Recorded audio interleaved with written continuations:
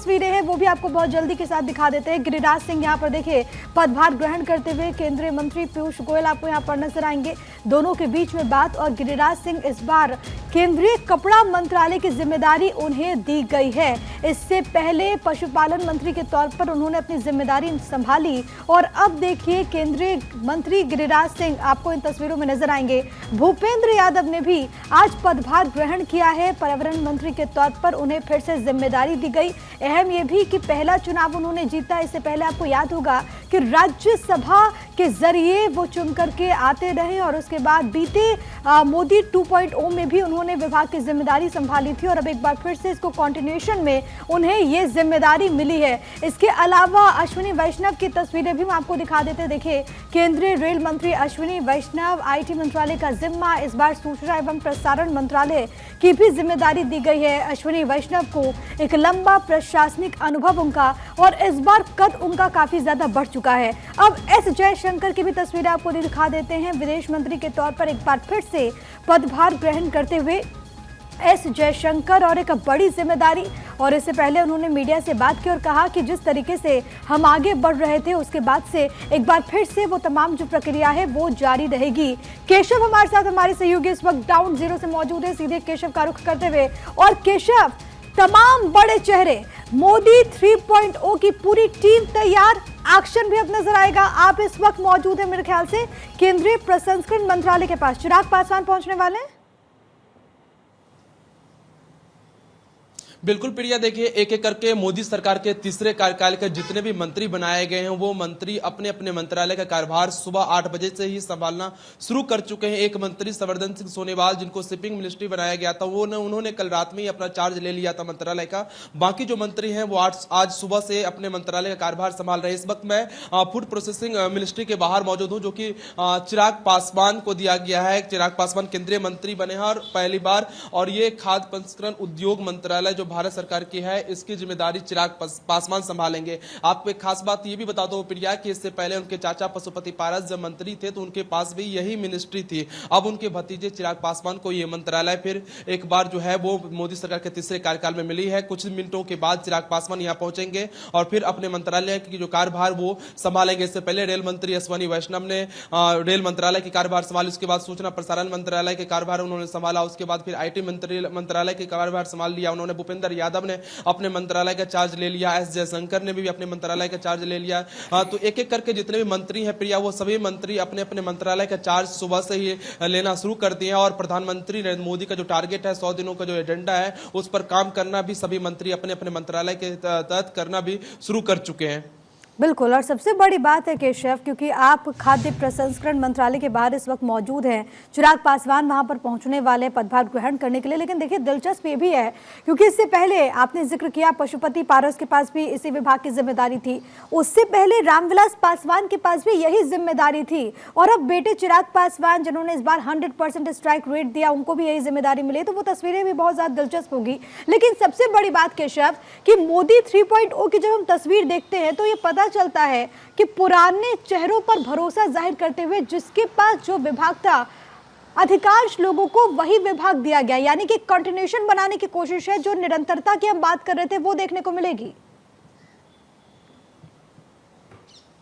बिल्कुल प्रिया, इसलिए ये किया गया मोदी सरकार के तीसरे कार्यकाल में प्रधानमंत्री नरेंद्र मोदी ने अपने पुराने मंत्रियों पर इसलिए विश्वास जताया और उनको फिर से वही मंत्रालय दिया ताकि जो काम कंटिन्यू चल रहा था उस काम में कोई रुकावट ना आए। क्योंकि अगर नए मंत्री किसी को बनाया जाता, मान लीजिए रेल मंत्री, तो फिर रेलवे का जो काम चल रहा था विकास का वो रुक जाता, नए मंत्री को समझने में कुछ दिनों का टाइम लगता। तो इसीलिए प्रधानमंत्री नरेंद्र मोदी ने कहा कि डे 1 से ही वो जिस तरह से काम चल रही थी उस और तेजी से काम चले। इसके लिए जो मंत्रालय जिस मंत्री के पास था वो उन्हीं के पास रहने दिया जाए। इसलिए देख लीजिए गृह मंत्री अमित शाह को पुराना गृह मंत्री फिर से बनाया गया, राजनाथ सिंह को रक्षा मंत्री बनाया गया, एस जयशंकर को फिर से जो है वो विदेश मंत्री बनाया गया, निर्मला सीतारमण को फिर से वित्त मंत्री बनाया गया, रेल मंत्री अश्विनी वैष्णव को फिर से रेल मंत्रालय की जिम्मा दी गई। साथ ही साथ उनके पास आईटी मंत्रालय की भी जिम्मा था, पहले उनको आईटी मंत्रालय के भी दिया गया और एडिशनल चार्ज उनको एक सूचना प्रसारण मंत्री का भी दिया गया है। तो इस तरह से भूपेंद्र यादव के पास एनवायरमेंट पहले से ही था, उनको फिर से एनवायरमेंट की जिम्मेदारी दी गई है। संवर्धन सिंह सोनेवाल सोनेवाल पहले से ही शिपिंग मिनिस्टर थे,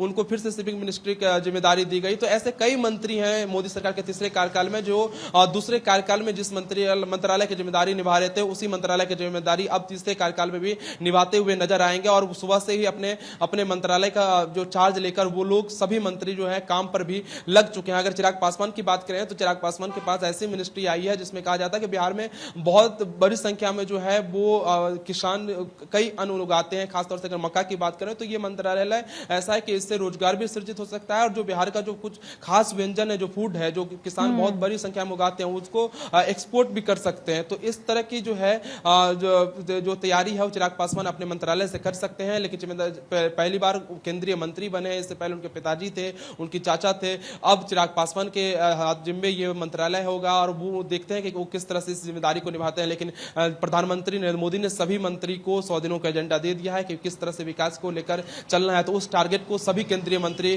फुलफिल करने में लग चुके हैं। बिल्कुल, और तस्वीरों के जरिए मैं आपको दिखा भी रहे कि किस तरीके से जो एक्शन है वो भी तमाम जो मंत्री हैं उनका नजर आ रहा है। धीरे धीरे सब अपना कार्यभार और पदभार ग्रहण करते हुए, जिसका जिक्र केशव अभी कर रहे थे। और सबसे बड़ी बात केशव, क्योंकि अश्विनी वैष्णव ने भी आज अपना पदभार ग्रहण कर लिया। इससे पहले भी रेल मंत्री के तौर पर उन्होंने तो जिम्मेदारी संभाली, लेकिन इस बार उनके कद में इजाफा हुआ है। इस बार IT के अलावा सूचना एवं प्रसारण मंत्री भी अश्विनी वैष्णव बनाए गए हैं।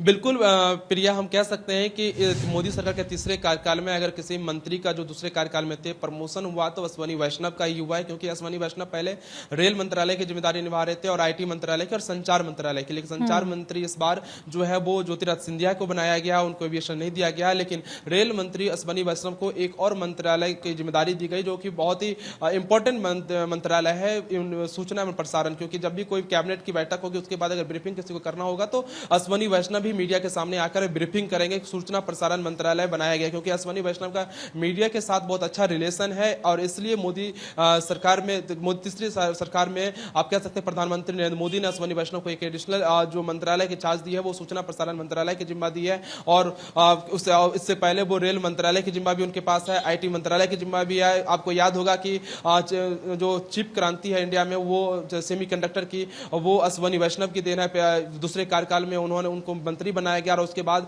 लगातार वो सेमीकंडक्टर प्लांट बैठाने में लग गया। और प्रधानमंत्री नरेंद्र मोदी के विजन के साथ उन्होंने भारत में पहली बार जो सेमीकंडक्टर प्लांट है उसकी स्थापना की। तो इसलिए जो IT मंत्रालय की जिम्मेदारी है फिर से अश्विनी वैष्णव के पास ही रहने दिया गया है और तीसरे कार्यकाल में भी अश्विनी वैष्णव ही IT मंत्रालय की जिम्मा उठाते हुए नजर आएंगे। साथ ही रेलवे की जिम्मा भी अश्विनी वैष्णव के पास ही है। जिस तरह से वंदे भारत ट्रेन लगातार चलाई जा रही है, अब बुलेट ट्रेन की बात की जा रही है, वंदे भारत स्लीपर ट्रेन आने वाली है, अमृत भारत ट्रेन है और रेलवे स्टेशन के जिस तरह से कायाकल्प हुआ है अमृत भारत स्टेशन योजना के तहत। तो इन तमाम चीजों को देखते हुए आप कह सकते हैं कि प्रधानमंत्री नरेंद्र मोदी ने रेल मंत्री अश्विनी वैष्णव के को बहुत बड़ी जिम्मेदारी दी है। तीन मंत्रालय ऐसे मंत्रालय जो बहुत इंपॉर्टेंट है और भारत के विकास में एक महत्वपूर्ण भूमिका निभाएंगे। बिल्कुल, प्रशासनिक दक्षता कुशलता के लिए अश्विनी वैष्णव को जाना जाता रहा है। पूर्व IAS ऑफिसर हैं और इससे पहले भी उन्होंने रेलवे विभाग का जिम्मा संभाला, अमृत भारत, इसके अलावा वंदे भारत जैसी कई ट्रेन की सौगातें दी।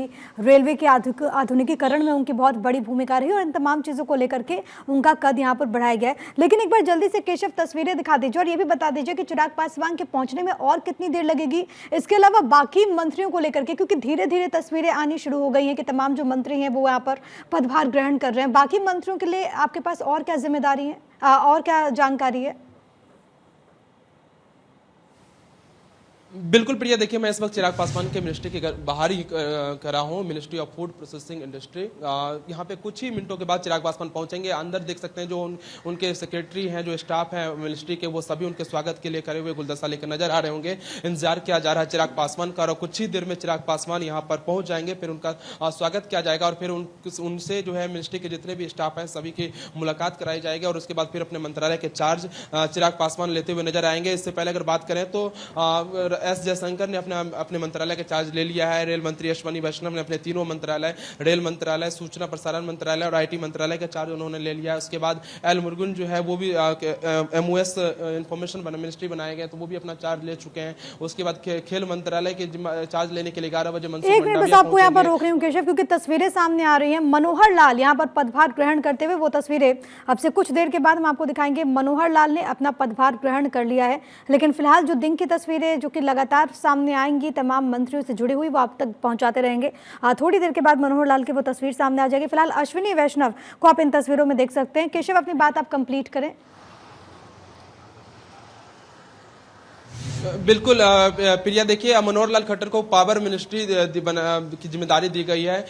जो है बिजली मंत्रालय, जो बिजली क्रांति आप कह सकते हैं मोदी सरकार में सबसे ज्यादा हुआ। इससे पहले RK सिंह थे पावर मिनिस्टर की जिम्मेदारी निभा रहे थे, लेकिन 2024 के लोकसभा चुनाव में वो आरा से चुनाव हार चुके हैं, तो उनकी जो मिनिस्ट्री की जिम्मेदारी है अब मनोहर लाल खट्टर हरियाणा के पूर्व मुख्यमंत्री को दी गई है। वो अपने मंत्रालय के चार्ज लेने के लिए पहुंच चुके हैं ऊर्जा भवन, और वहां पर वो अपने मंत्रालय के चार्ज ले रहे हैं। साथ ही अश्विनी वैष्णव अभी CGO कॉम्प्लेक्स में मौजूद है, जहां पर वो IT मंत्रालय चार्ज लेकर अपने अधिकारियों से मुलाकात कर रहे हैं। और आपको बता दूं कि हेल्थ मिनिस्टर JP नड्डा बनाए गए हैं, जो कि भारतीय जनता पार्टी के राष्ट्रीय अध्यक्ष हैं। वो भी 11 बजे हेल्थ मिनिस्ट्री पहुंचकर हेल्थ मंत्रालय के जिम्मा उठाएंगे। उसके बाद श्रम भवन पहुंचकर जो मनसुख लाल मंडाविया हैं वो भी जो है लेबर एनवायरमेंट मिनिस्टर बनाए गए हैं, तो वो अपने मंत्रालय का चार्ज टेक करेंगे। तो ऐसे जो जितने भी मंत्री हैं वो सभी एक एक करके अपने अपने मंत्रालय पहुंच रहे हैं। हरदीप सिंह पुरी को petroleum and natural gas minister बनाया गया।